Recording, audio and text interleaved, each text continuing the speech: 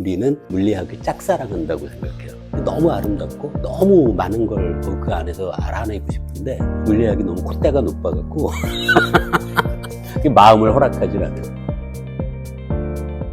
제 인생에서 거의 대부분의 기간은 과학자라는 정체성이 가장 두드러진 그런 삶을 살아온 것 같은데요. 요즘은 이제 과학자, 연구자에서 약간은 조금씩 그 방향을 바꾸곤 있어요. 오늘 답은 커뮤니케이터 과학자로 하겠습니다. 커뮤니케이터를 하는 과학자. 아직은 그래도 과학자라는 정체성이 큽니다. 보통 과학자, 특히 물리학자 하면 떠올리는 어떤 전형적인 모습들이 있어요. 일단 아마 이런 거 아닐까 싶어요. 뭔가 자기 분야에 대해서는 무언가 깊은 지식을 갖고 있는 것 같긴 한데 뭐라고 얘기를 하는데 무슨 말인지 하나도 모르겠고, 그리고 자기가 갖고 있는 그 전문 지식의 바깥에 대해서는 아무런 관심이 없고, 물리학자들에 대해서 사람들이 그런 느낌을 갖고 있는 걸 많이 알고 있어서 물리학자처럼 보이지 않는다. 그러면 좋아해요. 전에 이거를 경제학과 교수님하고 식사 자리에서 만나서 얘기를 나눴는데 그분이 저한테 김업리 교수는 물리학자처럼 안 보여요. 그래서 제가 고맙습니다 교수님. 근데 교수님도 경제학자처럼 안 보여요. 그랬더니 그분들이 그렇게 좋아하더라고요. 제가 대학을 다닐 때는 진짜 성적이 좋은 친구들이 많이 왔어요. 맨날 같이 놀고 술 마시고 그러는데 시험만 보면 잘 봐. 시험 보면 빨리 나가요. 그래서 못 풀었구나. 나중에 보면 거의 100점. 그런 친구들을 옆에서 보면서 나는 물리학을 좋아하긴 했었어요. 그 물리학을 좋아하는 마음이 변한 적은 없는 것 같은데, 과연 물리학자라는 구체적인 삶의 형태로 내 삶을 이어갈 수 있을까에 대한 걱정이 많았던 거죠. 3학년 2학기 그때쯤부터 학점이 잘 나왔습니다. 근데 지금도 기억나는데 양자역학을 제가 물리학과 과목에서 처음 A+를 받은 게 그거였어요. 그 전까지 거의 없어요. 그래서 나도 해도 되겠구나라는 생각이 들면서 저는 그거로 충분했어요. 물리학자로서 살아갈 수만 있다면 사실 크게 바라는 건 없었어요. 그래서 그러면서 그 마음이 조금 가벼워졌죠. 물리학을 해도 되겠구나. 물리학을 해도 굶어 죽진 않겠구나. 그런 생각하면서 물리학자의 길을 가기 시작한 거죠.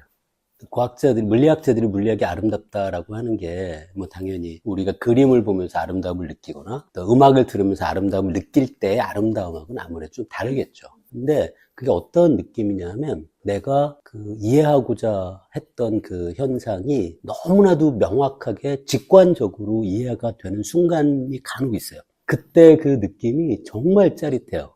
이게 이런 거였구나. 근데 그게 어떤 수식의 형태도 아니고요. 직관적으로 느껴질 때가 있어요. 머릿속으로. 그 중에 가장 대표적인 게 우리가 바라보는 자연에는 대칭성이라는 개념이 있어요. 보통 우리가 어떤 사람의 얼굴이 좌우 대칭이다라고 할 때 그 대칭과 다른 얘기가 아니에요. 물리학의 법칙들 중에도 대칭성이 있는 게 있어요. 예를 들어 물리학의 예를 들어 뉴턴의 운동방정식 같은 거에다가 걱정하지 마요. 수식은 안 나와요. 운동방정식이라는 게 그런 게 있어요. 근데 그 방정식에 시간이 들어있거든요. 근데 시간을 바꾸는 거예요. 물리학의 뉴턴의 운동방정식이 보통 시간을 t라고 적거든요. 그러면 뉴턴의 운동방정식이 마이너스 t로 하면 t는 플러스로 가도 마이너스 t는 거꾸로 가니까 갑자기 과거로 가게 되거든요. 그래도 뉴턴의 운동방정식이 똑같아요. 그러니까 시간을 미래로 보내나 과거로 보내 똑같다. 그게 이제 물리학에선 시간 역전 대칭성 그렇게 부르는 거죠. 정말 신기하게도 물리학의 근본 법칙들에는 이런 대칭성들이 숨어 있어요. 그래서 많은 이론 물리학자들은 대칭성만 우리에게 주어지면 물리학을 만들어낼 수 있다고 생각하거든요. 이런 게 너무 신기한 거죠. 이게 복잡한 게 아니라 시간에 대한 대칭성, 공간에 대한 대칭성, 그럼 몇 가지의 대칭성만으로 우리가 살아가는 세상을 이해할 수 있다는 게 좀 짜릿하지 않으세요? 저만 그런가? 직접 제 연구를 할 때 고민하던 문제가 있는데, 이게 그 자욱한 안개가 갑자기 걷히면서 모든 것들이 다 투명해 보이게 되는 그런 느낌의 순간들이 오거든요. 그리고 그때 느끼는 그 감정이 굉장히 이거 말로 형언할 수 없을 정도로 짜릿해요. 그런 걸 이제 한두 번 겪고 나면 이제 코가 꿰서 이제 도망을 못 가는 거예요. 우리는 물리학을 짝사랑한다고 생각해요. 너무 아름답고 너무 많은 걸 그 안에서 알아내고 싶은데 물리학이 너무 콧대가 높아갖고 마음을 허락하지 않아요. 제가 그 철학자들의 책을 읽는 걸 굉장히 좋아해요. 굉장히 많은 것들이 함축되어 있는 그런 걸 볼 때마다 철학을 좀 체계적으로 공부하면 좋았겠다는 생각은 하긴 해요. 근데 직업의 형태로서 제가 이런 것도 참 필요하다라고 생각하는 게 세상을 글로만 보는 사람들, 글로만 보는 사람들의 문제가 현실에 살아가는 구체적인 개인들에 대한 이해를 잘 못해요. 그냥 숫자로만 보는 거죠. 예를 들어 제가 하는 연구 분야에서 우리나라 사람들의 소득의 확률 분포가 어떤 함수를 꼴이다 그런 걸 얘기를 하잖아요. 그런데 그 소득의 함수를 만들어내는 점 하나하나는 현실에서 살아 숨쉬는 구체적인 개인들이 모여서 그 숫자가 되는 거잖아요. 모든 학문을 하는 사람들은 그 구체적인 개인의 삶에 애정을 갖고 직접 들여다보는 걸 잘 하지 못해요. 어떤 학문 분야들은 곧바로 구체적인 개인에게 적용할 수 있는 영역들, 그런 독특한 분야들이 있어요. 가장 대표적인 게 솔직히 의사는 내가 지금 이 약을 사용하면 통계적으로 이 환자가 치유될 확률이 10명에게 투약하면 3.2명이 치료된다 라는 학술적인 연구가 있잖아요. 근데 그 사람, 의사 앞에 서 있는 사람은 3.2명 중에 하나일 수가 없거든요. 그 사람은 이 약이 작용하거나 작용하지 않는 거죠. 그래서 통계적인 학문의 영역에서의 숫자를 자기 앞에 마주한 사람의 구체적인 환자에게 적용하는 문제. 이거는 물리학자들은 잘 경험해보지 못하는 거거든요. 올리버 섹스라는 의사이자 학자이자 그분의 글을 읽을 때 제가 부러운 게 그거였어요. 그분은 어떤 학문의 영역이 있으면서도 자기의 학문의 영역을 자기가 얼굴을 마주하는 한 사람 한 사람의 직접적인 삶과 연결할 수 있는 직업이다. 그래서 의사를 해볼까? 물론 경제적으로 좀 낫겠죠. 또 이렇게 말씀드리면 또 실망하실 텐데 그 채널 운영하는 회사에서 할래요? 그래서 하겠습니다 한 거예요.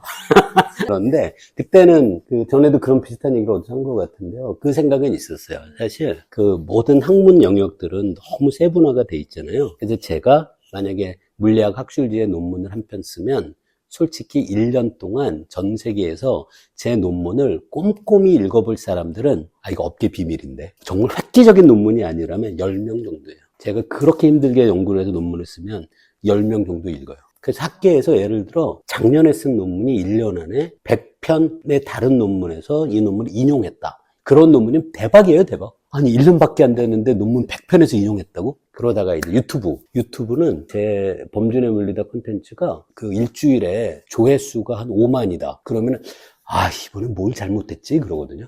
논문을 쓰면 1년에 100명도 안 보는데 제 동영상 콘텐츠는 5만 명이 일주일에 보면 이번에 뭘 문제가 있었구나라고 생각하는 저 자신을 생각하면서 이게 어떤 현 시대에서 이 유튜브라는 동영상 콘텐츠가 갖고 있는 파급력이 엄청나게 크다는 걸 알게 된 거죠. 어쨌든 모든 과학자들도 자기가 갖고 있는 생각을 알리고 싶은 거거든요. 그걸 동료 학자들에게 알리는 게 논문이고 글의 형태로 사람들에게 일방향으로 전달하는 게 책이라면 유튜브는 이제 굉장히 편한 방식으로 그리고 댓글 같은 걸 통해서 사람들의 생각도 양방향으로 들을 수도 있는 그런 면에서는 굉장히 경쟁력 있는 콘텐츠라고 생각했어요. 그래서 하게 된 거죠. 사실 이렇게 좀 오래 하고 있는 것 같은데요. 그게 가능한 건 제가 좋아해서예요. 의무나 어떤 일처럼 생각한다면 이렇게 오래 계속할 수는 없을 것 같아요. 제가 책 읽는 걸 좋아하고요. 책 읽은 내용을 갖고 사람들하고 얘기하는 거 좋아하고 굉장히 다양한 분들의 생각을 생생하게 들을 수 있는 자리 같은 것도 좋아하거든요. 그런 것들이 모두 가능한 게 트레바리라고 생각한 거죠. 트레바리 하면서 계속 만족스러워요. 그래서 쫓아내지만 않으시면 계속 할 생각입니다. 근데 나이가 요즘 이제 제가 사실 이제 그렇게 안 보이겠지만 거의 60이거든요. 근데 사실 이제 몇 년 지나면 퇴직이에요. 퇴직한 다음에 그래도 즐겁게 할 수 있는 일이 뭘까? 트레바리 같은 거더라고요. 그래서 계속 해야 돼요. 나중에 심심하지 않으려면 계속 해야 됩니다. 사람이라는 존재가 굉장히 독특하다고 생각하는데요. 예를 들어 프랑스 파리의 루브르 미술관에 가서 사람들이 거기서 자기가 좋아하는 그림 앞에서 사진을 찍잖아요. 근데 인터넷 검색하면 그것보다 훨씬 좋은 사진들이 얼마든지 많잖아요. 사람들은 자기가 하고 싶어요. 근데 AI는 지금 제가 경험하는 좀 문제 중에 하나가 과거에 우리에게 도움을 줬던 기기들과 다르게 AI는 나의 사고 과정 자체를 외주화하는 것 같아요. 그래서 AI를 쓰게 되면 내가 생각한 게 아니고 AI가 어떤 추론한 결과만을 보는 거지 그 결과가 얻어지는 사고의 과정에 내가 참여하진 않죠. 굳이 모나리자 멀리서 사진을 찍는 마음이 저는 앞으로도 계속 갈 거라고 생각해요. 그건 AI가 대체할 수 없고 그러면 가장 좋은 게 직접 자기가 자기 눈으로 책을 읽는 것. 그 행위는 앞으로도 계속 갈 거라고 생각해요. 걱정하지 않으셔도 돼요. 트레바리 여러분.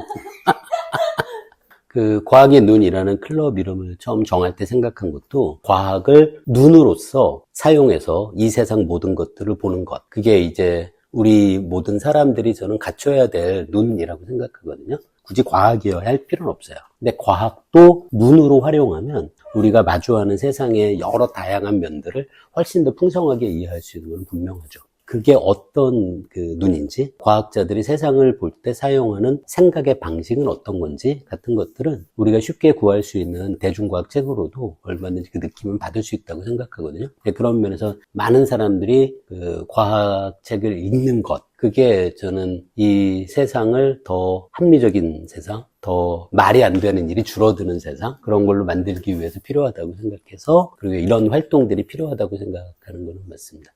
아마 트레바리 하시는 분도 비슷한 생각일 텐데요. 우리가 책을 읽고 트레바리에 와서 함께 이야기를 나누는 건 그 책에 어떤 엄청난 비난을 하거나 비판을 하기 위한 게 아니잖아요. 그 책이 나의 생각과 다르면 이 책을 쓴 사람은 나와 다르게 이렇게 생각했구나 라는 어떤 내가 갖고 있던 생각의 어떤 지평을 넓히는 게 중요한 거지 굳이 이 책을 읽으면서 어떤 비판을 해야 될 필요는 없거든요. 간혹 있는데요. 독특하게도 그렇게 목소리를 많이 그렇게 강하게 내시는 분들, 그러면 그 분이 이제 자기의 생각을 설득하지 못하게 되면 그분이 속상해요. 그럼 그분은 그 다음 시즌에는 안 나와요.